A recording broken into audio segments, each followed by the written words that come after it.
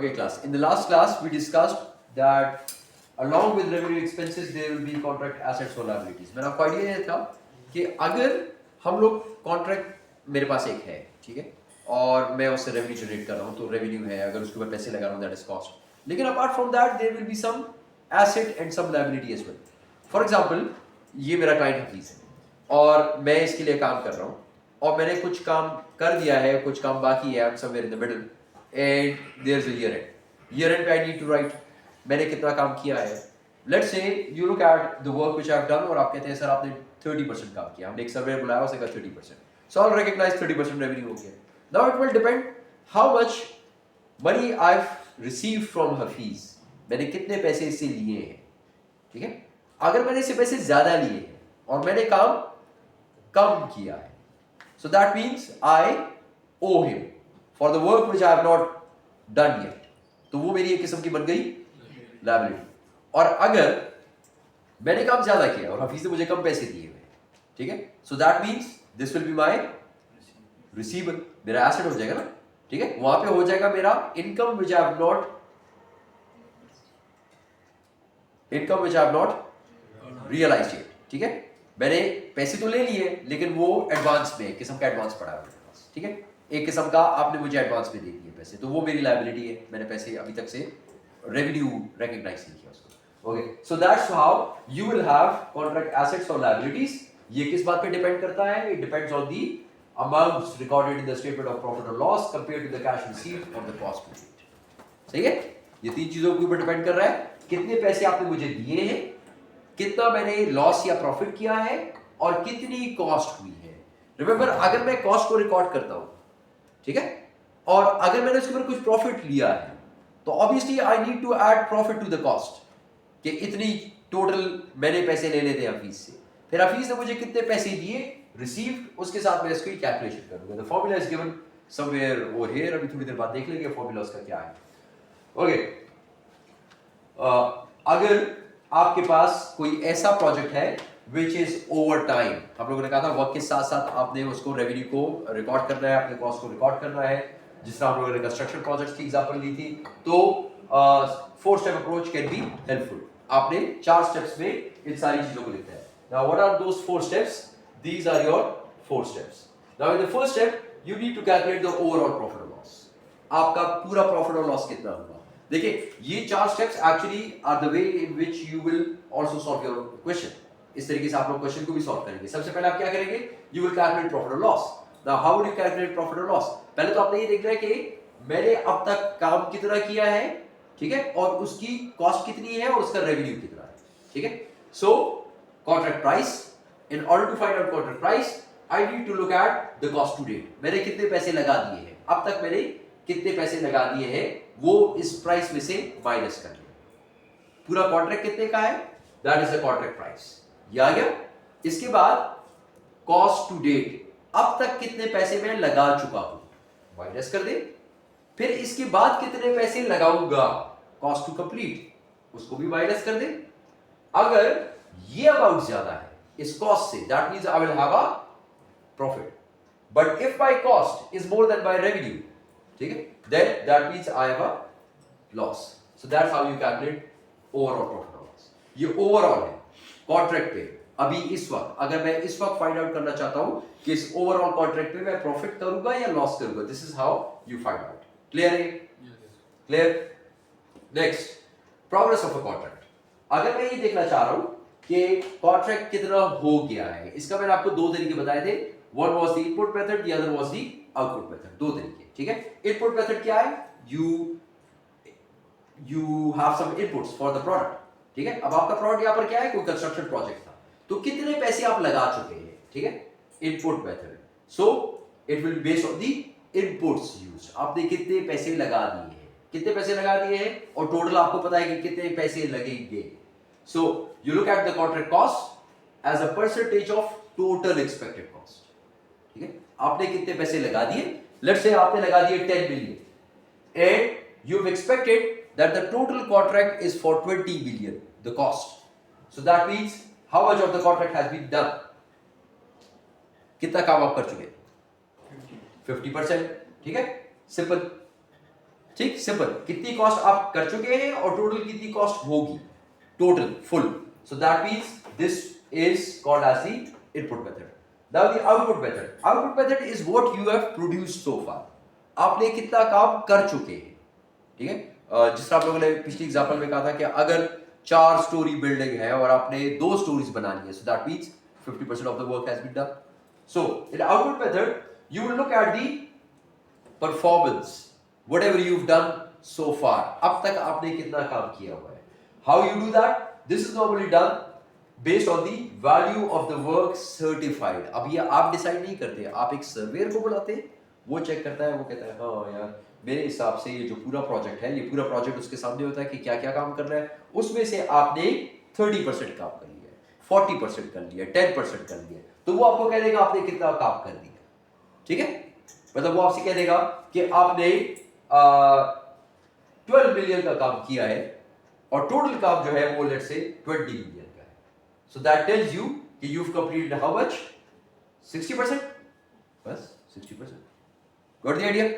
लेकिन this is by looking at the output and this was by looking at the input cost, कि आपने कितनी cost incur कर दी है, और ये था आपने क्या काम कर दिया, जो आपने बनाया है वो, उसके मुताबिक वो देखकर आपको बताएगा। Both of these are clear, both of these are clear, okay. अब अगर revenue is earned equally over time, मतलब इक्वल है, सब इक्वल है, मतलब हर मंथ इक्वल है, तो फिर उसमें आप क्या करेंगे, आप इस तरह करेंगे कि बस स्ट्रेट लाइन बेसिस पे कर लेंगे, बिकॉज इट्स इक्वल।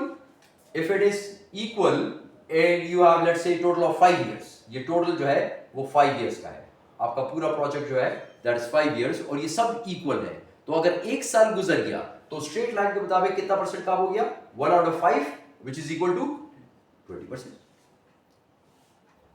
ठीक है।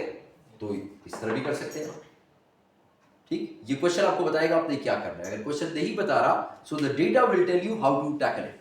वो अगर आपको ये डेटा दे रहा है तो आप इससे करेंगे, अगर वो आपको सिर्फ ये डेटा दे रहा है, ये नहीं दे रहा, तो आप इससे करेंगे। अगर वो दोनों दे रहा है बट इट टेल्स यू कि the organization uses this method, then you have to follow this method. Getting the idea class? You getting the idea class? Okay, आगे चले। लेकिन what if you can not decide, अगर आप decide ही नहीं कर सकते कि कितनी प्रोग्रेस हो गई है, कितनी प्रोग्रेस हो गई, तो हमने इससे पहले भी बात की थी, if you can not decide then you say कि you will recognize revenue up to the point where you have incurred cost, यानी जितनी कॉस्ट इनकर की उतना रेवेन्यू रिकॉग्नाइज कर ले, ताकि आपका प्रॉफिट इस वक्त 0 है। ये बात याद है सबको? ये हमने पहले भी की थी, ये बात हम लोग पहले कर चुके थे। Is this clear class? Okay, ये भी हो गया। अच्छा, cost incurred that will probably be recoverable, जितना आप समझते हैं कि पैसे मिलेंगे, यानी विच मींस अगर डिफॉल्ट हो गई दूसरी पार्टी तो फिर आप 0 रेवेन्यू लिखेंगे, ठीक है। फिर आप कोई रेवेन्यू रिकॉग्नाइज नहीं करेंगे, इसका मतलब ये है कि फिर जितना भी काम किया सारा का सारा लॉस, डिफॉल्ट कर गई दूसरी पार्टी, आपका क्लाइंट भाग गया है, कस्टमर आपका भाग गया, मर गया, चला गया, व्हाटएवर इज द केस, ठीक है, and it's not recoverable, the revenue is not recoverable, तो फिर आप कुछ भी नहीं लिखेंगे, आप 0 लिख देंगे। Okay, statement of profit and loss. Now if you are making a statement of profit and loss, how much profit you have done, तो फिर आप क्या करेंगे, रेवेन्यू आप रिकॉग्नाइज करेंगे, कितना रेवेन्यू, जितनी प्राइस है मल्टीप्लाई बाय दी वो जो वर्क हम लोगों ने कहा था कि कितना काम हो गया है सर्टिफाइड, कितना परसेंट, 60%, 50%, व्हाटएवर, जो भी आपने तरीका इस्तेमाल किया, आपने ये तरीका इस्तेमाल किया, this was the input method, ठीक है, and this was the output method. तो अगर आपने जो भी तरीका इस्तेमाल किया है और उससे आपको पता चलेगा कि इतना परसेंट काम हो गया है, उससे मल्टीप्लाई कर दे टोटल प्राइस को, आपको पता चलेगा कितना रेवेन्यू रिकॉग्नाइज, ठीक, ये हो गया revenue. Okay, then less revenue recognize in previous years, लेकिन इससे पहले भी तो आप रिकॉग्नाइज कर चुके हैं। देखिए ये तो टोटल है ना कि अब तक कितना काम हो गया है, अब तक काम हुआ है 40%, और टोटल प्रोजेक्ट था 10 मिलियन का। If it was a 10 million project और अब तक 40% काम हो गया है, so that means the revenue recognized so far should be 4 million. लेकिन अगर आपने पिछले साल 1 मिलियन का रेवेन्यू रिकॉग्नाइज कर लिया था, तो अभी इस साल कितना करूंगा, 3, एक हो गया इसमें से पहले से, 3 नहीं हुआ, इसको इस साल करते हैं। Okay, so this is this. Same goes for cost of sales, उसमें भी सेम काम कर रहा है। आपके पास ये परसेंटेज आ गई 50%, 40%, 60%, व्हाटएवर, उसको मल्टीप्लाई कर दे विद द टोटल कॉस्ट, ये आ गया टोटल सीजीएस, ठीक है, कॉस्ट ऑफ सेल्स। लेकिन अब ये देखिए पिछले साल आपने कितना कॉस्ट रिकॉर्ड कर दिया है, जो रिकॉर्ड कर दिया उसको माइनस कर दे तो आपके पास ये वाली फिगर आ जाएगी। And if you subtract this cost from this revenue, you will get profit. Is this clear? Is this clear class? Clear है? क्वेश्चन अभी करेंगे तो और भी क्लियर हो जाएगा, फिलहाल इस फॉर्मूला को थोड़ा बहुत याद रखें। Okay, if this is the first year तो फिर आपको ये less revenue recognised in previous year लिखने की जरूरत नहीं है। But if it is in the second year और थर्ड ईयर और फोर्थ ईयर और एनी सब्सिक्वेंट ईयर, यानी पहला साल नहीं है कोई भी है, तो फिर आपको ये लिखने की जरूरत पड़ेगी। Got this idea? Got this idea? Okay. ये उसने एग्जांपल दी हुई है, मैं ऑलरेडी आपको एग्जांपल देकर बता भी चुका हूँ, लेकिन अगर फिर देखना चाहते हैं इस एग्जांपल को देख लीजिए कि अगर and somehow the example figures are almost the same. If you have a 10 million project, 10 million का है और 90% satisfied by the end of year 2, year 2 है, ठीक है, 10 मिलियन है और पहला साल दूसरा साल एंड ऑफ ईयर 2, यहां पे वो कह रहा है कि ये हो गया है 90% satisfied, ठीक है, हो गया by the end of year 2 and was 40% satisfied by the end of year 1, और यहां पे कितना हुआ है, यहां पर कितना हुआ है 50%, तो इसका मतलब इस ईयर में कितना काम हुआ है 40%, ठीक है। This is how you can decide easy. सही है क्लास? सही है क्लास? और फिर अगर इस ईयर में 40% हुआ है तो इसका वो कितना आएगा, रेवेन्यू कितना आएगा इसका 4 मिलियन, और इसका रेवेन्यू कितना होगा 5 मिलियन। या अगर आप इस तरह करते हैं कि पहले 90% 9 मिलियन कर दें, जिस तरह यहां पे लिखा था, less revenue recognised in previous year minus 5 million equals 4 million, इस तरह लिख दें, ठीक है, जिस तरह आपकी मर्जी करें। Got the idea class? Yes. Okay, let's move on. Step 4। अब फोर्थ स्टेप में क्या करना है, देखिए पहले स्टेप में आपने ये देखना है कितना काम हो गया है, ठीक, फिर आपने उसके मुताबिक डिसाइड करना है कि कितने रेवेन्यूज, क्या प्रॉफिट कर रहे हैं हम लोग, लॉस कर रहे हैं, या हमें पता नहीं है कि क्या होगा, ठीक। उसके बाद आप लोग प्रॉफिट और लॉस को कैलकुलेट कर लें, रेवेन्यू को रिकॉग्नाइज करें, कॉस्ट को लिखें, फिर उसके बाद you need to find out about the statement of financial position. That was the statement of profit और लॉस। आपने बता दिया प्रॉफिट कितना है, लॉस कितना है। यहाँ पर हम लोग क्या देखेंगे फाइनेंशियल पोजीशन में, कि आपका क्या है financial position, statement of financial position में क्या आता है, एसेट्स एंड लायबिलिटीज। तो यहाँ पर हम लोग क्या देखेंगे कि इस कॉन्ट्रैक्ट की वजह से आपका कोई एसेट क्रिएट हुआ या लायबिलिटी जनरेट हुई। Okay, how you do that मैंने इससे पहले थोड़ी देर पहले आपको बता भी चुका हूँ। अब इसका प्रॉपर फॉर्मूला है।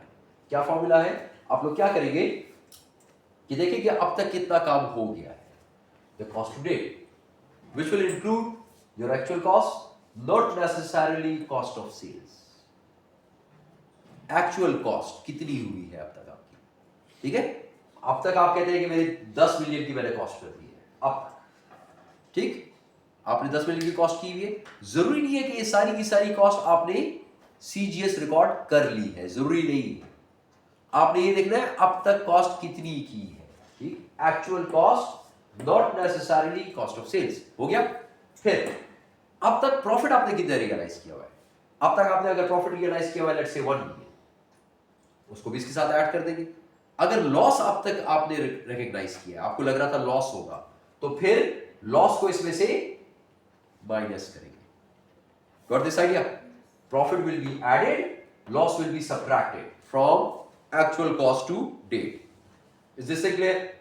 ये हो गया। अच्छा, मैंने हफीज के लिए काम किया, टोटल हम लोगों ने कहा था कि जो काम होगा उसमें से अब तक मैं 10 मिलियन पैसे लगा चुका हूं, और मैंने हिसाब लगाया, मैंने कहा इसमें 1 मिलियन प्रॉफिट भी मैं कमाया है जो मैंने लगाया है। तो कितना हो गया, 10 और 1 11 हो गया। अब तक हफीज ने मुझे पैसे कितने दिए हुए, अब तक हफीज ने मुझे पैसे कितने दिए हुए। अगर हफीज ने मुझे अब तक पैसे दिए हुए, लेट्स से हफीज ने मुझे अब तक दिए हुए 8 मिलियन, ठीक, तो मेरे कितने पैसे बनते थे, 10 cost 1 profit, total 11। And how much I've built Hafiz so far, या how much Hafiz has paid so far? 8 million. तो इसका मतलब बाकी कितने रहे, 3 मिलियन। ये 3 मिलियन मुझे मिलेंगे, ठीक है। So that means I can record it as my asset. और कौन सा एसेट? रिसीव, ठीक है। ये बात क्लियर होगी? ये बात क्लियर होगी? ये बात क्लियर होगी? ओके, आगे चलते हैं। अब अगर हफीज ने मुझे 8 मिलियन ले दे, इसने मुझे दे दिए हैं अब तक 12 मिलियन, तो फिर क्या हुआ? मैंने इसे 1 मिलियन ज्यादा लिया, मेरा बिल ज्यादा किया हुआ, तो इसका मतलब यह है कि 1 million is my liability. Got the idea? ये करंट एसेट करंट लायबिलिटी है, ठीक है। ये करंट एसेट करंट लायबिलिटी है। क्लियर हो गया यहां तक? ओके, एक बात याद रखें कि these figures are cumulative, अब तक। This is what I used, अब तक, so far, cost to date, profit to date, so far। इस साल का नहीं है, so far कितना काम हो गया है, so far कितनी कॉस्ट हो गई है, so far कितने पैसे बिल कर दिए हैं, to date, अब तक। तो फिर मुझे पता चलेगा कि what is my current asset और what is my current liability। Clear class? Yes. Okay. What if you are using some machine in the project? अगर आप कोई मशीन को इस्तेमाल कर रहे हैं प्रोजेक्ट में, तो फिर उसका क्या हिसाब करेंगे, उसको किस तरह लिखेंगे और उसकी डेप्रिसिएशन पे क्या करेंगे? So it says if you have used some property, plant or equipment, कोई भी आपने कोई चीज इस्तेमाल करी, कोई बिल्डिंग आपने इसके लिए इस्तेमाल किया, कोई मशीन इस्तेमाल किया, कोई ट्रक इस्तेमाल किया है, ठीक है, कोई मिक्सर होता है, ठीक है, बस बड़ा चीजें होती है, ठीक है, कोई एक्सकेवेशन के लिए वो है, what do you call it, हाँ एक्सकेवेटर है, ठीक है, कोई भी चीज है। So how would you right the asset? You will use it, you will write it at its carrying amount, which means cost minus depreciation, ठीक है, depreciation बीच में से माइनस करनी है। The depreciation will be charged to your profit or loss, वो तो profit or loss में चली जाएगी, ठीक है, according to the progress made towards satisfying the contract। जितना भी आपने progress पहले डिसाइड की थी ना यहाँ पर, कि आपने कहा कि कितना काम हो गया, 50% हो गया, 60% हो गया, उसके मुताबिक आप उसको कॉन्ट्रैक्ट अपने प्रॉफिट एंड लॉस पे रिकॉर्ड करते जाएंगे, ठीक है। क्लियर हो गया? ये भी क्लियर हो गया? क्लियर हो गया क्लास? ओके। अब IFRS 15 क्या कहता है? IFRS 15 is not prescriptive about the treatment of contract asset liability। वो आपके contract asset liability के बारे में इतनी चीजें नहीं बता रहा। वो क्या कहता है? As alternatives to the term contract asset, it allows the term receivable and work in progress। वो इसको कहता है कि ये receivable है या work in progress है। हम लोगों ने कहा था सर मेरा वॉलेट रह गया उधर। ओके, हम लोगों ने कहा था कि आप इसको एज एन एसेट या एज अ लायबिलिटी रिकॉर्ड करेंगे। Okay, so let's talk about asset and liabilities. सो हम लोगों ने कहा कि एसेट या लायबिलिटी क्रिएट होती है। एसेट और लायबिलिटी क्या है? एसेट और लायबिलिटी वो चीज है जो कि आपने काम या तो कर दिया है, आपको पैसे नहीं मिले हुए, सो दैट मींस रिसीवेबल, या आपको पैसे ज्यादा मिल गए हैं और आपने काम उतना नहीं किया। So what you need to do, you need to calculate cost to date, अब तक कितनी कॉस्ट इनकर्ड हो गई है, which means your actual cost to date. CGS वाली नहीं कि कितनी सीजीएस आपने रिकॉर्ड कर दी है, आपने अब तक कितने पैसे लगाए हैं वो आप कर लेंगे। फिर प्रॉफिट और लॉस टू डेट, अब तक कितना प्रॉफिट आपने लिख दिया है कि मैं कर चुका हूं, या अब तक कितना लॉस कर चुके हैं। अगर प्रॉफिट है तो उसको ऐड करना है, अगर लॉस है तो उसको माइनस करना है। फिर इसमें से माइनस करेंगे आप अमाउंट बिल्ड टू डेट, मैंने कितना हफीज को अमाउंट कह दिया है कि भाई इतने पैसे मुझे आपने देने हैं, जितने पैसे मैं लिख चुका हूं वो इसमें से माइनस कर देंगे। The remaining is either your asset अगर पॉजिटिव फिगर है, और अगर नेगेटिव फिगर है that means it's a liability. वो आपकी लायबिलिटी है, आपने पैसे ज्यादा ले लिए हैं या पैसे आपने ज्यादा बिल कर दिया है, ठीक है, आपने बिल ज्यादा किया है और काम आपने कम किया है या आपने लॉस किया हुआ है, तो इसमें से so this will give you contract asset और लायबिलिटी। एक बात याद रखें, these figures are to date and not for the current year. ये इस साल की नहीं है, इसमें हर फिगर के साथ लिखा है to date to date to date.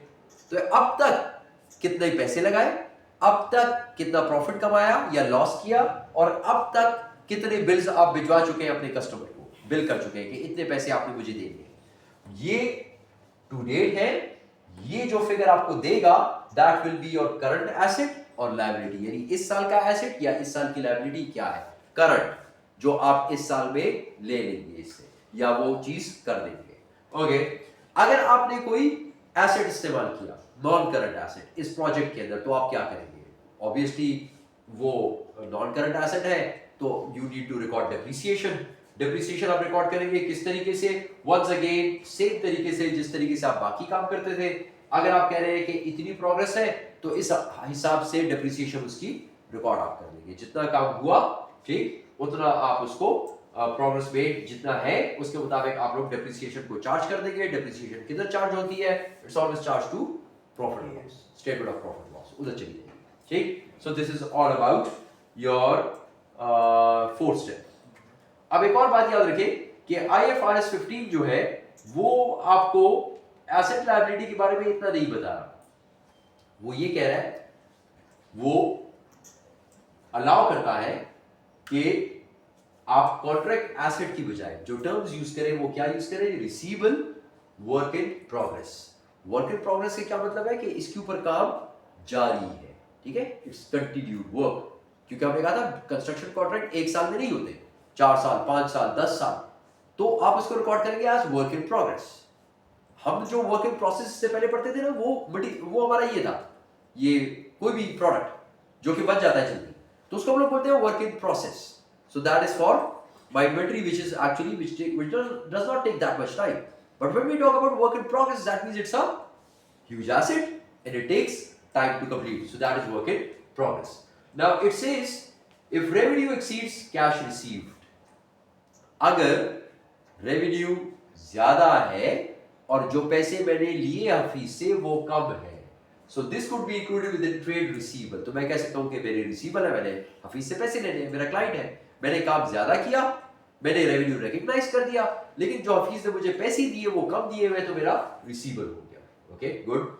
If cost to date exceed cost of sales, अगर जो मैंने अब तक पैसे लगाए वो सीजीएस से ज्यादा है, तो इसका मतलब ये कि वो जो बाकी जो मैंने काम किया है वो मैंने अब तक हफीज को नहीं लिख के दिया कि हफीज ये पैसे भी तुमने मुझे देने हैं, ठीक है, ये मैंने नहीं लिख के दिया। तो अगर मैंने ये नहीं लिख के दिया तो इसका मतलब ये क्या चीज है, ये अभी तक से मैंने ये चीज बेची नहीं है हफीज को।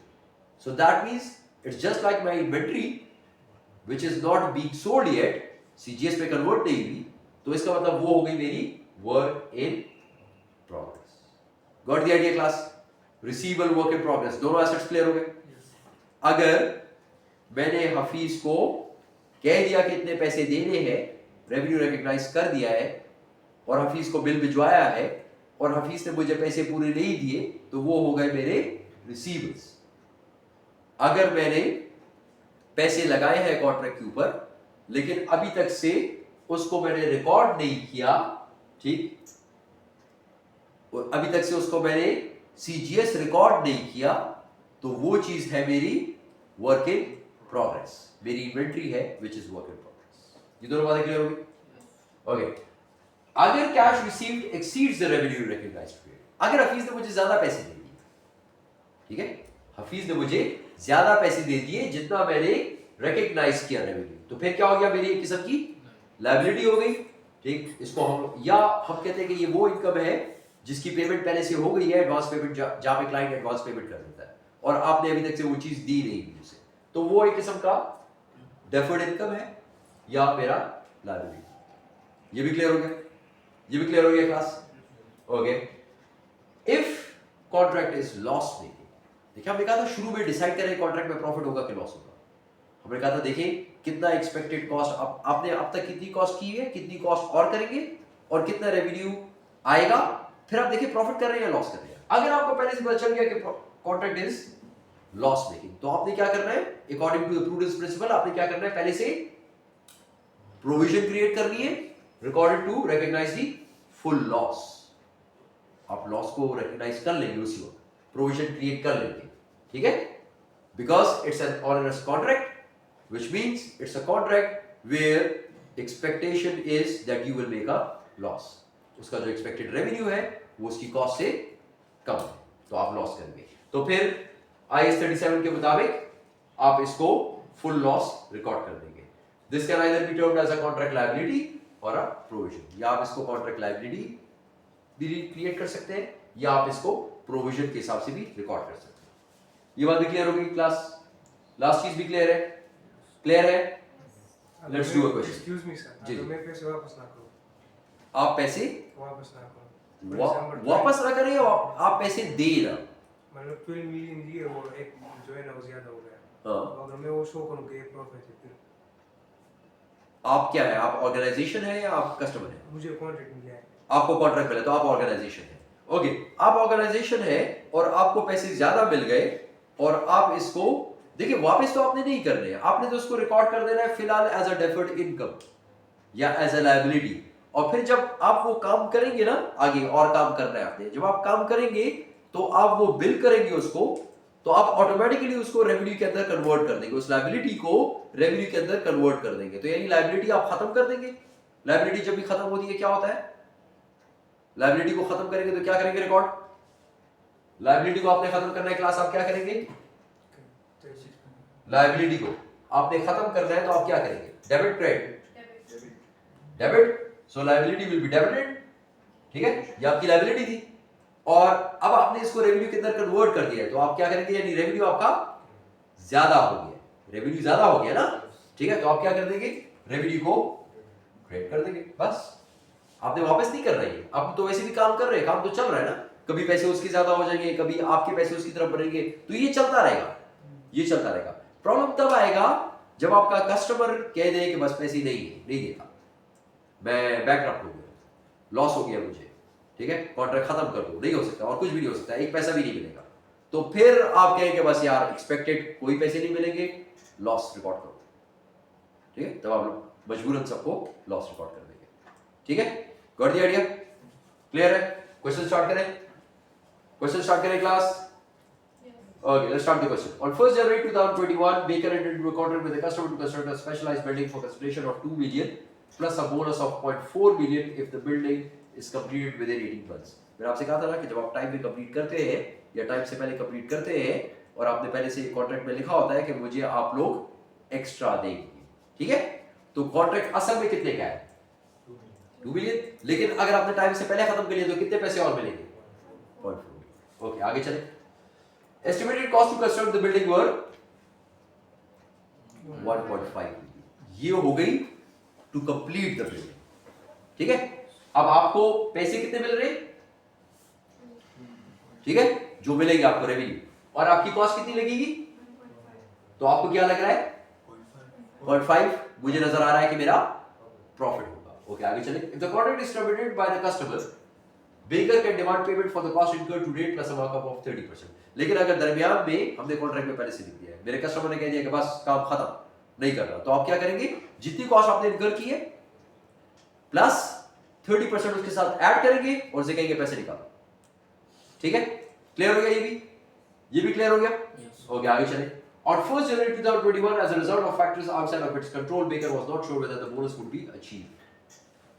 लेकिन जब वो ये कॉन्ट्रैक्ट कर रहा था ना, तो तब उसे एग्जैक्टली वो तो पहला दिन है ना अभी कॉन्ट्रैक्ट, अभी तो मैं स्टार्ट करूंगा, तो मुझे क्या पता कि क्या मैं ये वाकई ये टारगेट अचीव कर लूंगा और बोनस मिलेगा या नहीं मिलेगा। तो ये बोनस जो है ना ये क्लियर नहीं होता शुरू में, it takes a bit time, मतलब इट माइट रियलाइज, अगर 2 साल का कॉन्ट्रैक्ट है तो 1 साल बाद 1.5 साल बाद आपको लगेगा हाँ अब मिल जाएगा, क्योंकि मैं वक्त से पहले इसको खत्म कर लूंगा। लेकिन शुरू में आपको अक्सर आपको अंदाजा नहीं होता कि ये टाइम पर खत्म हो जाएगा। तो ये कह रहा है कि baker was not sure whether the bonus would be achieved. At 31st December 2021, Baker had incurred cost of 1 million. अब आ गया ईयर एंड, ठीक, ये कॉन्ट्रैक्ट स्टार्ट हुआ था आपका किस दिन, कॉन्ट्रैक्ट किस दिन स्टार्ट हुआ था, 1st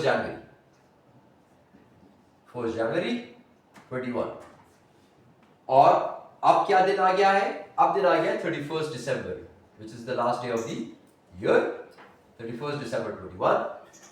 इस दिन तक आपने कॉस्ट, यहां पे आपने क्या कहा था कि मेरी टोटल कॉस्ट कितनी होगी, टोटल कॉस्ट कितनी होगी 1.5 million, this is your cost, और आपका रेवेन्यू कितना है 2 मिलियन। अब 31st दिसंबर को आपने कॉस्ट कितनी इनकर कर दी है, cost to date, cost to date कितनी हो गई 1 million. They were still unsure as to whether the bonus target would be met.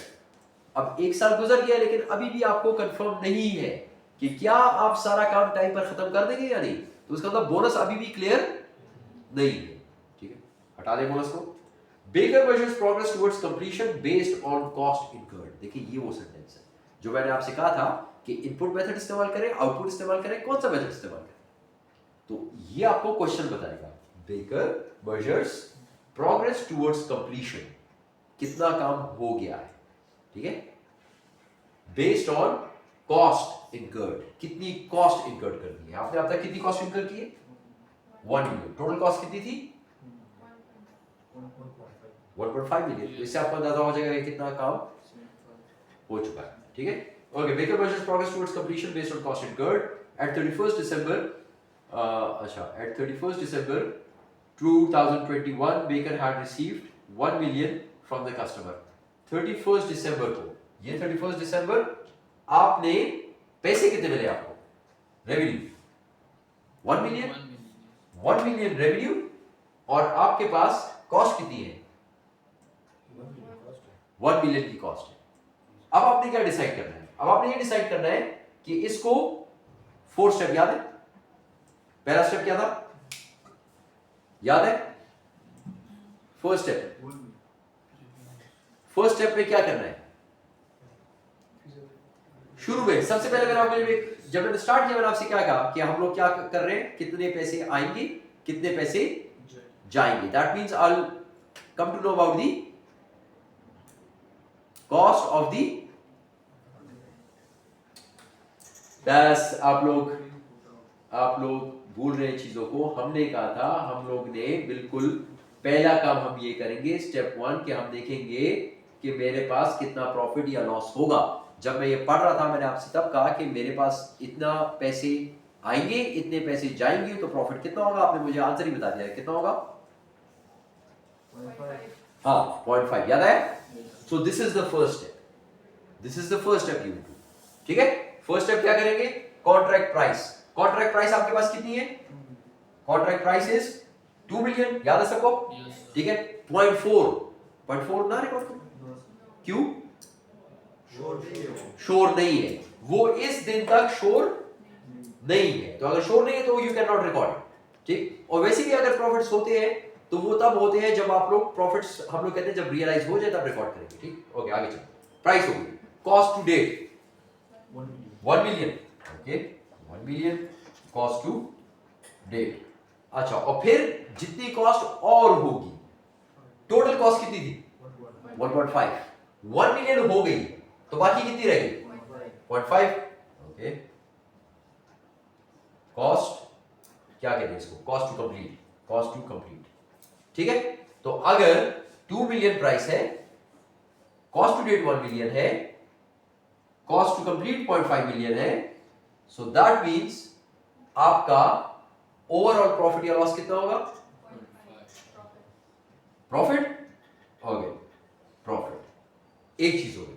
Second, progress of a contract, progress of a contract के लिए उसने एक क्वेश्चन में क्या कहा है कि क्वेश्चन क्या चीज इस्तेमाल कर रहा है, आपके पास दो तरीके हैं, input output, progress can not be measured, ठीक है। ये दो तरीके हैं और ये है, अगर नहीं पता चला क्वेश्चन में कुछ भी गिवन है तो फिर क्या करेंगे, ओके अगर कुछ भी गिवन है तो फिर क्या करेंगे, हमने क्या कहा था, दोनों को इक्वल कर देंगे, जितनी कॉस्ट इनकर की उतनी ही रेवेन्यू रिकॉग्नाइज कर देंगे और प्रॉफिट और लॉस 0, ओके। अब यहां पे आ जाए, इनपुट या आउटपुट, क्वेश्चन क्या कह रहा है, इनपुट, ठीक है, input based on inputs used, कितने इनपुट अब तक यहां पे आ चुके हैं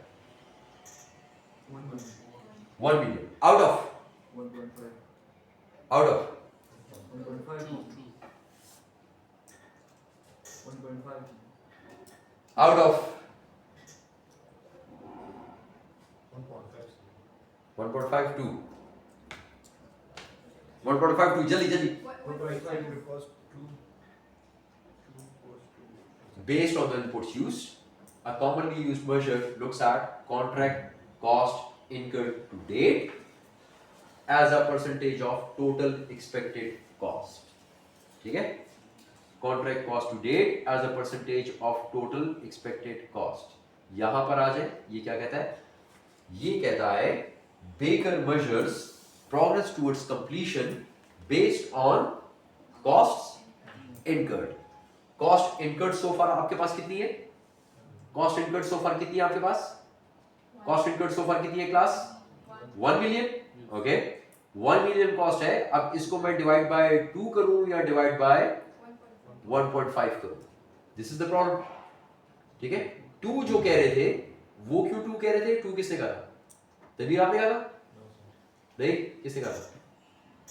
1.5 किसने कहा था? क्यों 1.5 क्यों कहा था? Based on cost. Based on Cost. Based on Cost.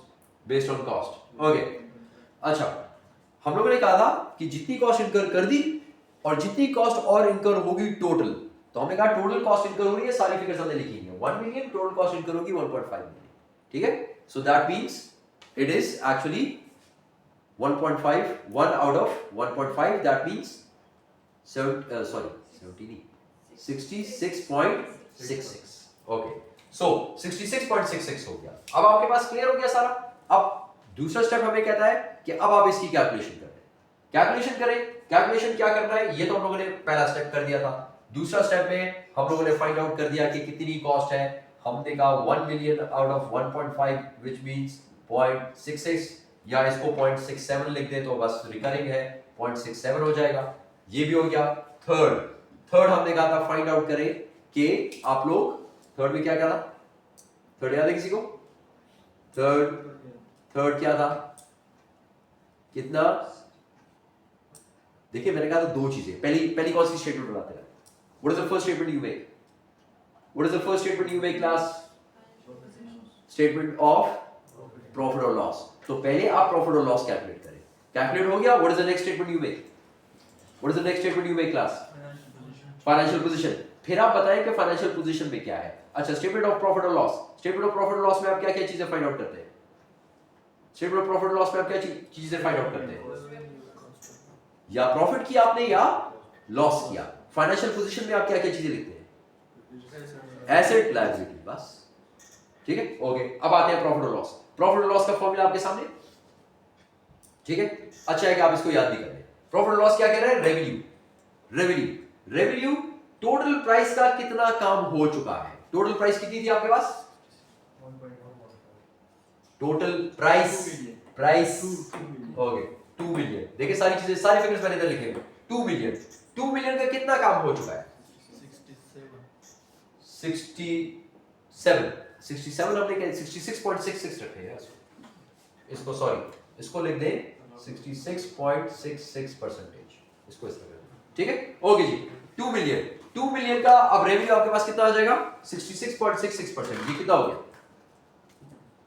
Calculate 2 million का 66.66।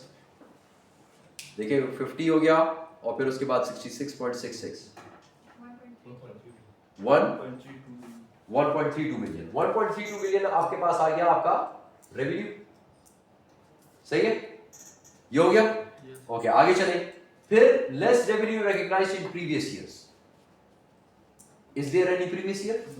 ये देखिए सब डेट्स आपके पास है। यहां से स्टार्ट हुआ, आज ये दिन है, तो so there is no previous years. Okay, हटा दें इसको।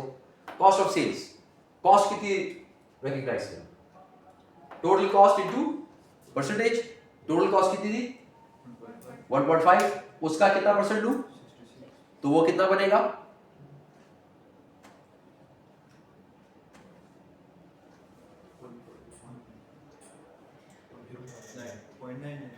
0.99। तो अकलमंद ये देखिए ना कि यहाँ पे ऑलरेडी आपने लिखा नहीं हुआ कि कॉस्ट टू डेट कितनी है 1 मिलियन, तो उसको कैलकुलेट करने की जरूरत ही नहीं है। इससे पिछला कोई साल था नहीं था, तो बस लिखा हुआ यहाँ पे 1 मिलियन लिख दे 1। ठीक है, तो इसका मतलब क्या हुआ कि आपके पास, ठीक, आपके पास प्रॉफिट कितना आएगा इसका? कितना? 0.32।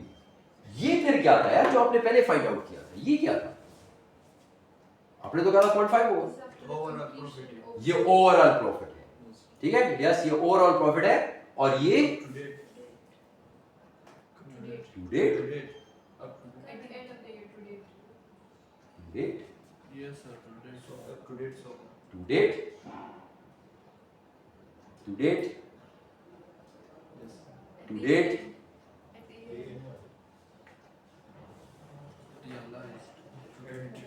हमने क्या कहा था? अगर कॉन्ट्रैक्ट सेकेंड ईयर में है तो आप लोग इसमें से माइनस करेंगे जो इससे पहले साल में आप रिकॉर्ड कर चुके हैं। क्यों कहा था ये? ताकि आपको इस साल का पता चल जाए। इससे पिछला कोई साल था नहीं था। अगर होता तो मैं -0 अभी -0 मैंने कर दिया, तो इसका मतलब ये जो आ रहा है ये इस साल का आ रहा है या इस साल का है। लेकिन अब मसला ये है कि ये इस साल का भी है और टू डेट भी है। क्यों? क्योंकि इस कॉन्ट्रैक्ट को कितना टाइम हुआ है? एक साल। लेकिन अगर देखा जाए तो this is to find out the profit और the loss for This this year. Why? Because we subtract the previous year profit, we subtract previous year cost. वो तो मैं हटा देता हूं, तो ये जो मुझे आता है यहां पर ये इस ईयर का। ये बात क्लियर है? Yes. थर्ड फोर्थ में आपने क्या फाइंड आउट करना है? Statement of financial position. उसमें क्या क्या फाइंड आउट करते हैं? एसेट या लायबिलिटी। और एसेट और लायबिलिटी के नाम क्या क्या है? रिसीवेबल और दोबारा रिसीवेबल, डेफर्ड इनकम और वर्क इन प्रोग्रेस और बस यही चीजें। ओके, लेट्स स्टार्ट करते हैं। Statement of financial position. Statement of financial position करने का तरीका क्या है? This is the formula is cost to date, ठीक है, which means actual cost, not necessarily cost of sales. Actual cost अब तक कितनी इनकम हुई है, अब तक कितनी इनकम की है कॉस्ट आपने? 1 मिलियन। So cost equals 1 million. Profit loss to date 0.32। तो इसका मतलब ये कितना हो गया? प्रॉफिट को ऐड करते हैं, लॉस को माइनस करते हैं। ये क्या है? प्रॉफिट। ये इसके साथ ऐड होता है। ओके, ये ऐड होगा प्लस प्रॉफिट। ओके, माइनस अब इसमें से क्या करना है? हाँ, कितना आपने किया है? 1 million. कितना अमाउंट बिल किया? 1 million. कितना अमाउंट बिल किया? क्वेश्चन दोबारा दिखा दो, अगर इन केस आपको नहीं समझ आ रहा कि ये अमाउंट बिल टू डेट कौन सा अमाउंट है। क्वेश्चन दिखाओ तो 1 million. उसमें लिखा हुआ था ये जी क्लास, इसमें क्या लिखा है? ये नीचे at 31st December 2021 Baker had received 1 million from the customer. तो फिर 1 माइनस Yes. और फिर यहाँ पे क्या लिखूं? 0.32। और ये क्या चीज है? Receivable class receivable class is this receivable class is this receivable sure check करूं? Okay, let's check. तो फिर अगर ये रिसीवेबल है तो हमने क्या क्या कहा था अभी थोड़ी देर पहले? मैंने क्या क्या कहा था? और कितनी चीजें होती है मेरे पास और क्या क्या होता है? लायबिलिटी होती है और क्या होता है? वर्क इन प्रोग्रेस होता है। ठीक, तो लायबिलिटी कब आती है? जब ज्यादा हो जाए। और वर्क इन प्रोग्रेस कब आता है? अच्छा, कॉस्ट टू डेट। अच्छा, अब आपने बताया ना, class keep quiet. Yes. Okay, ये आ गया statement of financial position. Financial position आपने कितना फाइंड आउट किया? ये है। सो कॉन्ट्रैक्ट एसेट आपका कितना आ रहा है? 0.32। ठीक, क्या इसने मुझे फाइंड आउट नहीं किया? बच्चा नहीं, ठीक है, इधर इसको रोकते हैं। जो अगला क्वेश्चन है ना उसमें एक और नई चीज है। ठीक, तो वो करते हैं, वो उसको जो एक और पॉइंट मैं कह रहा था कि आप लोग मुझे फाइंड आउट करके दे, वो बीच में आ जाएगा। ठीक है, cost to date, profit to date, less bill to date, contract asset आपके पास आ गया 0.32। उसमें जो बाकी जो मैं आपको एसेट बता रहा हूँ वो भी बीच में आ जाएंगे, तो वो भी क्लियर हो जाएंगे। ये बात क्लियर है सबको? तभी ये आईएफआरएस में उसमें लिखा हुआ है कि कॉन्ट्रैक्ट एसेट को आप रिसीवेबल कहते हैं। कॉन्ट्रैक्ट एसेट को हम रिसीवेबल ट्रेड रिसीवेबल कहते हैं। हाँ लिखा हुआ है, तो ये ट्रेड रिसीवेबल ही होगा। हाँ ट्रेड रिसीवेबल। लेकिन हमने कहा था कि एक और एसेट भी है, और इस एक और एसेट का नाम हमने क्या बताया था? Work in progress. तो मैं कह रहा था कि वो भी इधर कैलकुलेट कर ले, लेकिन वो इसने नहीं किया हुआ, तो वो अगले क्वेश्चन में होगा डेफिनेटली। ठीक है, so let's start with this one, वो इसमें है। ठीक, let's start with this one. On 1st January 2021, Castle entered into a contract with the customer to construct a specialized building for consideration of 10 million. अब figure change हो गई है, 10 million हो गई है। इस सब को रब कर देता हूं ना पुराने वाले, ताकि आपके सामने नए वाला डेटा क्लियर हो और आप इसको आराम से देखकर कैलकुलेट कर सकें। चारों स्टेप्स आपको अब तक याद हो जाने चाहिए, क्योंकि ये 4 स्टेप्स आपने हर क्वेश्चन के अंदर अप्लाई करने हैं, ठीक है? हर क्वेश्चन के अंदर same 4 step. So the first one is 1 January 2021। इसमें क्या किया आपने? कॉन्ट्रैक्ट किया with the customer to construct a specialised building for consideration of 10 million. So 10 million is your revenue. Castle is not able to use the building themselves at any point during the construction. वो खुद इस्तेमाल नहीं कर सकता, वो client इस्तेमाल करेगा। At 31st December 2021, now comes 31st December 2021. 31st December को क्या हुआ? Castle had incurred cost of 6 million. अब यहां तक कॉस्ट आपने कितनी इनकर की so far? यहां तक मैंने कॉस्ट इनकर की है 6 मिलियन की। Cost to complete are estimated at 6 million. ये कॉस्ट इनकर्ड टू डेट और cost to complete the contract is cost to complete equals 6 million। इसका मतलब टोटल कॉस्ट कितनी होगी? 6 million। टोटल कॉस्ट कितनी होगी? रेवेन्यू कितना है? तो इसका मतलब क्या होगा? दोबारा मैंने इसके साथ हफीज के साथ कॉन्ट्रैक्ट किया। हफीज को मैंने कहा 10 मिलियन का कॉन्ट्रैक्ट। हफीज कहता है सर सही है। एक साल गुजर गया, मैं बिल्स चेक करता हूं, यार अब तक कितने पैसे लगाए? अब तक पैसे लगाए 6 मिलियन, और कितने पैसे लगेंगे? 6 मिलियन और लगेंगे। तो इसका मतलब मेरी टोटल कॉस्ट कितनी होगी कॉन्ट्रैक्ट की? 12 मिलियन। हफीज के साथ जब मैंने कॉन्ट्रैक्ट साइन किया तो मैंने क्या कहा? हफीज से कितने पैसे मुझे दोगे? 10 मिलियन। तो इसका मतलब क्या होगा? 2 मिलियन लॉस। ये कौन सा स्टेप होता है? ये जो भी मैंने काम किया फर्स्ट है। ओवरऑल प्रॉफिट लॉस चार्ट बताता हूं ना, ठीक है? ओके, फर्स्ट हम कर चुके हैं। At 31st December 2021 Castle had received 3 million from the customer. और इस दिन तक मुझे कितना रिसीव हो चुका है? Received so far is 3 million. ये भी हो गया फर्स्ट है। फर्स्ट स्टेप में आपने क्या करना है? याद है सबको? वो तो कर लिया, लेकिन लिख तो देना, ठीक है? आपने क्या लिखा कि रेवेन्यू आपके पास कितना आएगा? 10 मिलियन। Cost incurred to date is 6 million. Cost to complete the contract is 6 million. So that makes a total of 12 million. So that means I will have a expected loss on the contract of 2 million. ठीक है? Expected loss. ये बात clear हो गई? ये बात clear हो गई? अगर आप इसको दोबारा देखना चाहते हैं, यहाँ पे फर्स्ट स्टेप को दोबारा देख लें, जिस तरह लिखा हुआ है एग्जैक्टली उसी तरह लिख दीजिएगा। Contract price less cost to date less cost to complete overall profit loss. Excuse me sir जी सर, ये 2 मिलियन जो है ना, ये रिसीव होंगे हमें कि नहीं होंगे? नहीं तो लॉस मुझे तो रिसीव ये होगा।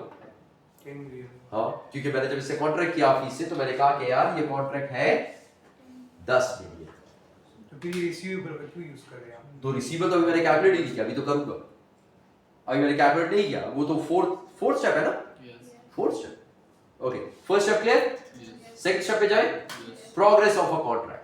प्रोग्रेस ऑफ अ कॉन्ट्रैक्ट हमने कहा था 2 तरीके हैं, इनपुट आउटपुट या पता नहीं, ठीक है? या progress can not be measured. Okay, यहां पे क्वेश्चन में मुझे क्या कह रहा है? ये कौन सा तरीका है? Move on to the question. जी, क्वेश्चन मुझे क्या कह रहा है? कौन सा तरीका से वर्क करना है? जी, कहीं पे लिखा है? Castle measures progress towards completion based on cost incurred. Okay, cost incurred. Cost आपने कितनी incur कर लिया सर? 6 million. Cost incurred और फिर हमने कहा divide by total cost. Total cost कितनी है? 12. So that means 50%. 0.5. ये बात भी क्लियर हो गई? Second step. थर्ड स्टेप कौन सी स्टेटमेंट बनानी है? प्रॉफिट और लॉस। ओके, प्रॉफिट लॉस बनाने के लिए फॉर्मूला क्या था? प्रॉफिट लॉस बनाने के लिए फॉर्मूला, क्लास फॉर्मूला अभी थोड़ी देर पहले किया। क्या फॉर्मूला था? हाँ, रेवेन्यू मल्टीप्लाई बाय हाँ प्रोग्रेस की परसेंटेज। ओके, रेवेन्यू कितना है? टोटल रेवेन्यू कितना है? 10 मिलियन। सो रेवेन्यू 10 मिलियन और कितना काम हो चुका है अब तक? कितना? 50%। तो कितना रेवेन्यू रिकॉग्नाइज कर सकता हूं मैं इस वक्त? 5 मिलियन रिकॉग्नाइज कर दिया रेवेन्यू। ओके, कॉस्ट क्या इससे अच्छा इसमें एक और चीज थी ना, इसमें 5 मिलियन तो आ गया, लेकिन इसमें एक और बात भी हमने की थी। वो क्या थी? वो क्या थी क्लास? लास्ट ईयर वो क्या थी? Last year. Is there any previous year? No, फिलहाल तक ऐसा कोई क्वेश्चन नहीं आया जिसमें प्रीवियस ईयर का आया हो। ठीक है, अब तक नहीं आया। Okay, let's continue. कॉस्ट के लिए भी सेम काम करना है, सेम काम। कॉस्ट कितनी है टोटल? कॉस्ट कितनी है टोटल? 12 मिलियन। 12 मिलियन का कितना परसेंट ले लूं? कितना परसेंट ले लूं? 50%, which is equal to 6 million minus cost recognized in previous year 0, कोई नहीं है। So 5 million revenue, 6 million cost, तो फिर 1 million loss. 1 million loss, Yes. 1 million loss plus 1 million loss. Sure,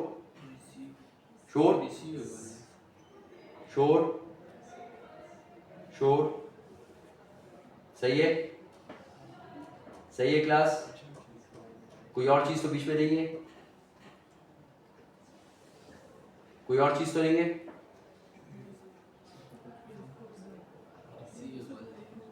कोई और चीज तो नहीं है बीच में।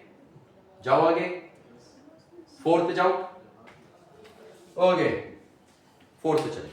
ठीक है, फिर उसके बाद एक नजर देख लेंगे दोबारा इसको। Okay, the 4th one is statement of financial position. Statement of financial position में आप लोग क्या करते हैं? एक फॉर्मूला फिर था। फॉर्मूला याद है? क्या फॉर्मूला था? क्या था? ओके जी, दोबारा फॉर्मूला देख लें ताकि आपको फॉर्मूला याद रहे। ये स्टेटमेंट ऑफ फाइनेंशियल पोजीशन का फॉर्मूला है। कॉस्ट टू डेट, जितनी भी कॉस्ट इनकर्ड हो गई है, कितनी कॉस्ट इनकर्ड हुई? कितनी कॉस्ट इनकर्ड हुई? 6 मिलियन। ओके, प्रॉफिट और लॉस टू डेट। यहां पर आपने क्या किया? लॉस किया। तो लॉस को हम लोगों ने क्या कहता है, क्या करेंगे इसे? माइनस। कितना लॉस किया आपने? 1 मिलियन। Okay, loss. तो फिर इसके बाद क्या करना है? Bills to date. फिर अमाउंट बिल्ड। अमाउंट बिल्ड कितना है इसमें आपका? 3 मिलियन था। Sure, 3 million. तो इसका मतलब क्या हुआ जी? 2 मिलियन। क्या? Asset liability, contract asset, contract liability, asset. ठीक है, मैंने कहा था अगर ये नेगेटिव में आएगा तो फिर आपकी लायबिलिटी होगी, अगर पॉजिटिव में आ रहा तो आपका एसेट होगा। लेट्स फाइंड आउट आपने सही किया है कि नहीं किया है जी। जो 1 मिलियन हमने इसे सब्ट्रैक्ट किया तो वो क्या हुआ? वो लॉस है, वो तो एसेट नहीं है। तो फिर क्या करूं लॉस को? 1 मिलियन यहां से हटा दूं। 1 मिलियन यहां से हटा दूं। मुझे नहीं समझ आया, हटा के क्या करूंगा उसको शो में कहां पे करूंगा? ओके, ओवरऑल कॉन्ट्रैक्ट 2 मिलियन का लॉस। सही। सेकंड, प्रोग्रेस कितनी हुई? प्रोग्रेस हुई हमारी 50%। ये हो गया। ओके, स्टेटमेंट ऑफ प्रॉफिट और लॉस। ये क्यों? आपको कह रहा था गौर से देखेंगे। लॉस के बारे में क्या पढ़ा था? लॉस के बारे में क्या पढ़ा था? प्रूडेंस प्रिंसिपल क्या कहता है? लॉस जब आपको पता चल जाए कि लॉस होगा तो उस लॉस को आप लोग रिकॉर्ड करने के लिए पहले से एक प्रोविजन क्रिएट कर देंगे। ठीक है, तो प्रोविजन क्रिएट करेंगे आप। प्रोविजन कितने की क्रिएट करेंगे? एक आप रिकॉर्ड कर देंगे और एक आप नेक्स्ट ईयर की प्रोविजन हो जाएगी। ठीक है, तो आपको प्रोविजन क्रिएट करनी है। ठीक, कॉस्ट ऑफ सेल्स आपने रिकॉग्नाइज, आपने रेवेन्यू रिकॉग्नाइज किया 5 मिलियन का, कॉस्ट ऑफ सेल रिकॉग्नाइज किया 6 मिलियन का। यहां तक तो सही है, लेकिन फिर इसके बाद अब मुझे इस जगह पे पता है कि मेरा एक्सपेक्टेड लॉस है। तो अगर एक्सपेक्टेड प्रॉफिट है तो मैं पहले से नहीं रिकॉर्ड कर सकता, लेकिन अगर एक्सपेक्टेड लॉस है तो मुझे उसका प्रोविजन रिकॉर्ड करनी पड़ेगी। ठीक है, तो क्रिएट करनी पड़ेगी। So I need to provision to recognise the full loss एक लॉस तो रिकॉर्ड है और एक को दोबारा करना है, तो मुझे 1 मिलियन इधर और रिकॉर्ड करना पड़ेगा ताकि मेरा फुल लॉस 2 का रिकॉर्ड हो जाए, ठीक है, जिसमें से एक का प्रोविजन है और एक इस साल लॉस हो गया, 2 साल है, ठीक है, तो एक रिकॉर्ड हो गया, एक इधर आ गया, तो यहाँ पे 2 मिलियन आ जाएगा, 1 मिलियन यहाँ पे लिख देगा, ठीक, ये हो गया, ये चीज आपने मिस कर दी। और फिर यहाँ पर तो यहाँ पर फिर क्या आया, अब यहाँ पर जब लॉस आया तो लॉस 1 मिलियन का नहीं हुआ, लॉस कितना हुआ, ठीक है, तो फिर कॉन्ट्रैक्ट एसेट मेरा कितना हो गया, 1 मिलियन।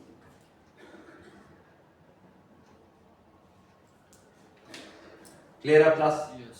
अब क्लियर है, अब क्लियर हो गया, लेकिन इसमें अभी भी एक चीज दी है, वो एक चीज कब आएगी, अगला क्वेश्चन देखते हैं, उसमें शायद आ जाए।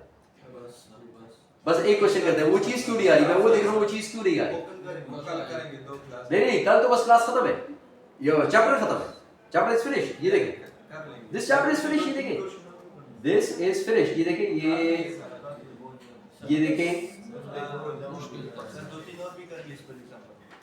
नहीं, it's all done, it's finished, ये देखें चैप्टर खत्म है, फेयर है सर, बेस्ट ये लास्ट है, इसको जल्दी से करते हैं और चैप्टर इज फिनिश, ठीक है, इट्स द सेम थिंग, लेकिन इसमें मैं देख रहा हूँ वो एक पॉइंट क्यों नहीं आ रहा, that's what I need to find out, जल्दी से देखें, अगर इसमें ना हुआ तो खैर है, फिर अगला नहीं करेंगे, okay. On 1st January 2021, I entered into a contract with the construct a stadium for consideration of 100 million. अब आपके पास 1st January है 2021 है, लेकिन आपके पास रेवेन्यू कितना है total, 100 million. 100 million. The contract was expected to take 2 years to complete. 2 साल का कॉन्ट्रैक्ट है. At 31st December 2021 ये आ गया. Had incurred cost of, कितनी कॉस्ट incurred की हुई है, 24 million. So cost incurred to date is 24 million. Cost to complete are estimated to 20 million. तो इसका मतलब टोटल कॉस्ट कितनी हो गई, कितनी हो गई, 44 हो गई, ओके। अब purchase plan to be used on the contract at a cost of 16 million. अब यहां पे एक और चीज भी आ गई, आपने क्या चीज दिया, प्रॉपर्टी प्लांट इक्विपमेंट, कितने का, 16 का। So property plant equipment 16 million, ये मैंने यहां पे लिख दिया। And this plant was purchased on 1st January 2021 and will have no residual value at the end of the 2-year contract. That means 2 years में इसको खत्म कर देना है। तो पहले साल में कितना डिप्रिशिएट करूं, 50%, which means 16 मिलियन का 50% कितना हो गया, 8 मिलियन। यहाँ पे लिख दे इसके साथ कि 50% डिप्रिसिएशन है इसका, ओके, 50% डिप्रिसिएशन, ये लिख दिया, okay. Will have no residual value at the end of the year 2 contract. Depreciation of the plant is to be allocated on a straight line basis. बस उसने बता दिया straight line basis है, 2 साल है, 16 मिलियन है, डिवाइड कर दे, 16 divided by 2 equals 8. अब हम बढ़ते हैं progress on contract using an output method. Using an output method. इससे पहले हम कौन सा मेथड इस्तेमाल कर रहे थे, input method, okay. Based on the value of work certified to date. At 31st December 2021, the value of the work certified was 45 million. The value of work satisfied was 45 million. अब यहाँ पे एक extra information आ गई, value of work certified equals 45%. इससे पहले आप लोग calculate करते थे, अब आपको कैलकुलेट करने की जरूरत नहीं है, 45% बस आपको बता दिया। आगे चलिए। At 31st December 2021, the value of the work certified was 45 million and the customer had paid 11.4 million. 11.4 million received या paid जो भी है, सही है। आ जाइए, first thing, step 1, revenue class 100 million, cost incurred to date 24 million, further cost या cost to complete 20 million. तो फिर क्लास 24 प्लस 20 कितना हो गया, 44। तो फिर क्या हुआ, लॉस या प्रॉफिट, प्रॉफिट कितना, 66, 56, श्योर यही है, जाएंगे, यही है? ओके, आगे चलो। सेकंड स्टेप क्या होता है? सेकंड स्टेप क्या होता है? डेप्रिसिएशन। डेप्रिसिएशन क्या चीज है यार? एक्सपेंस है। तो फिर डेप्रिसिएशन अगर एक्सपेंस है तो डेप्रिसिएशन इसके अलावा होगी। ये क्वेश्चन है ना कि वो इसके अलावा है किसके साथ है। इसके लिए आपको क्वेश्चन को गौर से देखना है। क्वेश्चन क्या कहता है? कॉस्ट कितनी है? 20 million. In addition to these costs, had incurred cost of 24. Cost to complete are 20. In addition to these costs, Amir purchased plant to be used on the contract at a cost of 16 million. In addition to these costs, मतलब ये इसके क्या है? इसके Across the contract with these. इसके साथ add होगी। जल्दी करें, 5 मिनट है। Yes, sir. In addition to this cost का मतलब क्या है कि ये कॉस्ट है और ये इसके इसके अलावा, इसको उर्दू में बोलते हैं इसके अलावा, ठीक है। और इसका मतलब ये है कि इन एडिशन इसको इसके साथ ऐड करना है, ठीक है। तो जब इसके साथ इसको ऐड करूंगा तो क्या करूंगा आप बताएं? 8 million. क्या करूं? क्या करूं क्लास? जल्दी कितना ऐड सब करूं? बताइए कितना ऐड करूं? ये कितना ऐड करूं? कितना ऐड करूं? 8 million. इलियास, ये मैं ओवरऑल देख रहा हूं। ओवरऑल मैं कह रहा हूं 20 लाख लग गए, ठीक है। 20 लाख नहीं है, बिलियन है, 20 मिलियन है। तो 20 मिलियन कितने हो गए? 10 और फिर 10, 2 करोड़ हो गए ना। लेकिन चले इसको 20 लाख कह देते हैं। चलो 20 लाख लग गए और सॉरी 24 लाख लग गए, 20 लाख अलग लगेंगे। और वो कह रहे हैं इसके अलावा मैंने एक मशीन ली है 16 की, ठीक है। 16 की मशीन ली है जो कि सारी की सारी इसी कॉन्ट्रैक्ट के अंदर खत्म हो जाएगी। तो फिर क्या इस कॉन्ट्रैक्ट की कॉस्ट के अंदर 16 जमा करूं कि ना करूं? ये मेरा क्वेश्चन है। करूं, और कितना करूं? इलियास कह रहा है 8 करूं, 16 करूंगे। देखिए पूरा कॉन्ट्रैक्ट तो 2 साल का है, ये तो मैं पूरे कॉन्ट्रैक्ट की बात करूंगी। पूरा कॉन्ट्रैक्ट कहता है तो इसका मतलब इसके साथ मैं एक प्रॉपर्टी प्लांट इक्विपमेंट लिख दूं जो है 16 का। तो इसका मतलब टोटल कॉस्ट कितनी हो गई मेरे पास? 40 million profit. 60 cost, 100 minus 60 equals 40 million. ये मेरा क्या हो गया?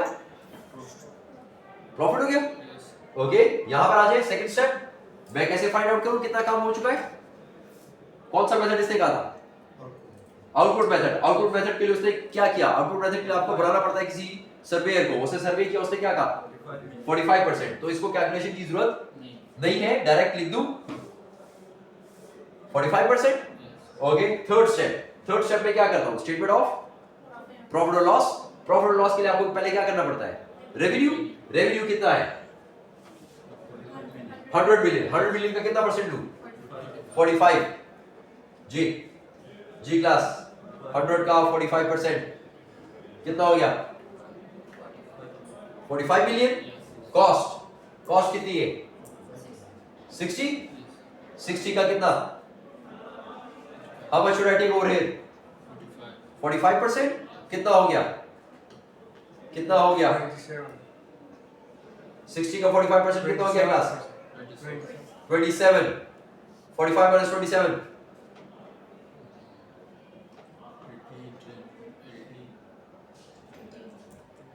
सही है?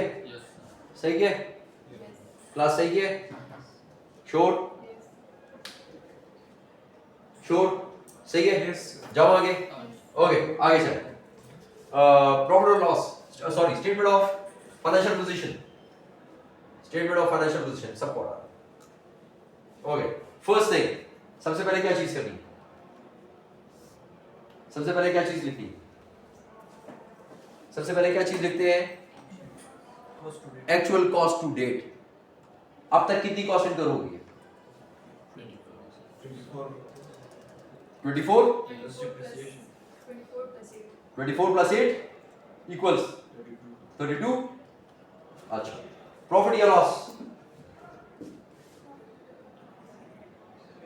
प्रॉफिट या लॉस कितना था? प्रॉफिट था कितना था? प्रॉफिट कितना था? 18 million. प्रॉफिट कितना था? 40. ये फाइनेंशियल पोजीशन कब बना रहा हूं? किस दिन बना रहा हूं? End of what? End of the year. Which year? 21. Second. एवल किसने कहा ये सेकंड ईयर है? ये क्या लिखा है? Accounted for in the year ended 31 दिसंबर 2021. कब शुरू हुआ? 21. सेकंड ईयर तो 22 में आएगा, उसकी तो बात नहीं कर रहा, 21 की बात कर रहा हूं. तो अगर 21 की बात कर रहा हूं तो प्रॉफिट कितना लिखूं? 18. कितना हो गया ये? कितना हो गया? 50. इसमें से क्या चीज माइनस करते होते हैं हम लोग? इसमें से क्या चीज माइनस करते हैं?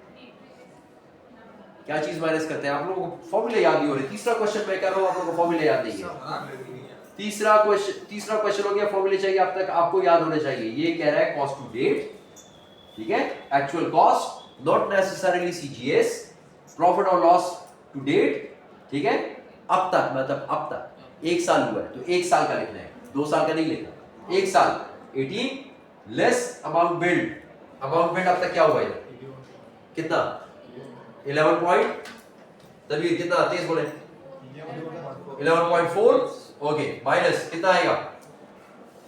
कितना आएगा क्लास? कौन क्लास कितना आएगा जल्दी? कितना? 38.6. 38.6 ये आ गया आपके पास. 38.6 ये क्या चीज है आपका? ये आपका क्या है? 38.6. 38.6 हम लोगों ने कहा कि हमारा कॉन्ट्रैक्ट का एसेट है. ठीक, कॉन्ट्रैक्ट लायबिलिटी इस क्वेश्चन में कहीं भी नहीं आया अब तक. लेकिन जो एक चीज मैं चाह रहा था कि आप देखें वो था work in progress. Work in progress को फाइंड आउट करने के लिए मैंने क्या कहा था? क्या करना है? वर्क इन प्रोग्रेस को फाइंड आउट करने के लिए. जी क्लास, वर्क इन प्रोग्रेस को फाइंड आउट करने के लिए, वर्क इन प्रोग्रेस को फाइंड आउट करने के लिए क्या करना है क्लास? वर्क इन प्रोग्रेस को फाइंड आउट करने के लिए क्या करना है? वर्क इन प्रोग्रेस को फाइंड आउट करने के लिए क्या करना है?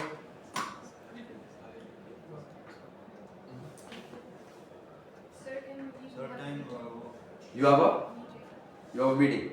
ओके, वो जो एक पॉइंट है उसको अगर सुन ले तो ये भी क्लियर हो जाएगा और इसके बाद वाला पॉइंट भी क्लियर हो जाएगा. That is work in progress. कि वर्क इन प्रोग्रेस को फाइंड आउट करने के लिए क्या करना है? ये अमाउंट भी चेंज हो जाएगी. ठीक है, ये अमाउंट भी क्यों चेंज हो जाएगी? ये अमाउंट इसलिए चेंज हो जाएगी क्योंकि आपका ये ट्रेड रिसीवेबल आप लोगों ने कहा था ना. ठीक है, ट्रेड रिसीवेबल क्यों ये 38.6 नहीं है? हम लोगों ने कहा हमारा इन्वेंट्री वर्क इन प्रोग्रेस, पहले वो भी फाइंड आउट करें कि वर्क इन प्रोग्रेस कितना है. अब वर्क इन प्रोग्रेस देखिए, करंट एसेट जो हमारा आ रहा है 38.6, ये तो आपने निकाल दिया. लेकिन हमने कहा 2 एसेट्स होते हैं. हमने कहा 2 एसेट्स है. एक है हमारे पास रिसीवेबल और एक है हमारे पास वर्क इन प्रोग्रेस. अब रिसीवेबल और वर्क इन प्रोग्रेस को कैसे कैलकुलेट करना है? देखिए 38.6 इसकी कैलकुलेशन आपको क्लियर है. आपने 5000 की कैलकुलेशन देख ली है कि ये इन्वेंट्री या वर्क इन प्रोग्रेस कैसे आ रहा है. इन्वेंट्री या वर्क इन प्रोग्रेस का आप लोगों ने क्या कहा था? फॉर्मूला क्या है कि मैंने इसको कितने पैसे, इसने मुझे कितने पैसे दिए हैं और कितने पैसे मैंने इसको कहा था कि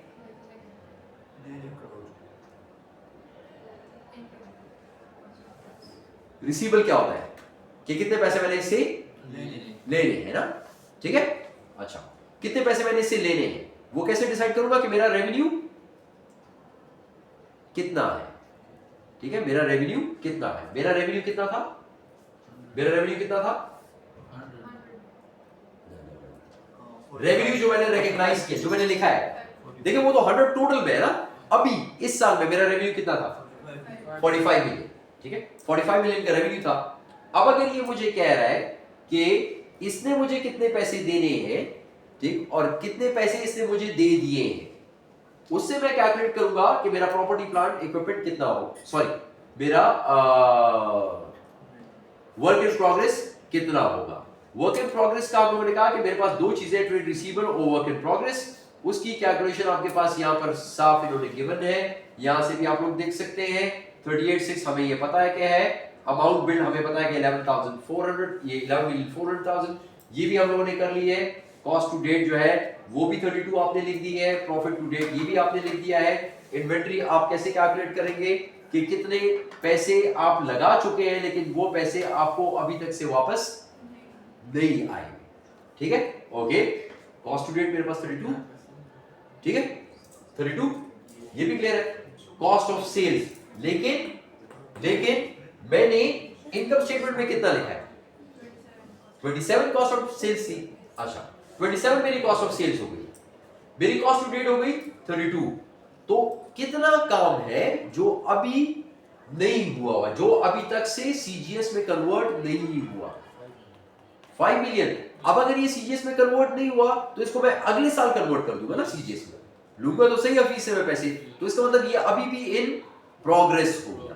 तो जो प्रोग्रेस हो गया वो बन गया इसमें से जो प्रोग्रेस हो गया वो हो गया कितना? 5 मिलियन। अच्छा, ये हो गया 5 मिलियन। अब अगर 5 मिलियन ये है तो एक तो तरीका ये है कि आप इसमें से इसको हटा दे तो ये फिगर आ जाएगा। कितना आएगा? 3.6। अच्छा, एक और तरीके से भी आप कर सकते हैं। आप कहें कि आपका कैश रिसीव्ड आपने कितने पैसे उससे लिए? 11.4 लिया ना, 11.4 लिया ना आपने, Yes, sir. लेकिन रेवेन्यू आपने कितना रिकॉग्नाइज किया? 45. 45 इससे मैंने ले लेते, मैंने रेवेन्यू रिकॉर्ड कर दिया, लेकिन इससे मुझे पैसे कितने दिए? 11.4। बाकी कितने बचे? 33.6। अब अगर आप चेक करना चाहते हैं 33.6 प्लस 5, ठीक है, आपका सारा क्वेश्चन सही है। ठीक, आप चेक कर सकते हैं, सारी फिगर्स यहाँ पे भी गिवन है, व्हाइट बोर्ड पे भी गिवन है, इसको आप लोग चेक कर लीजिए। Thank you.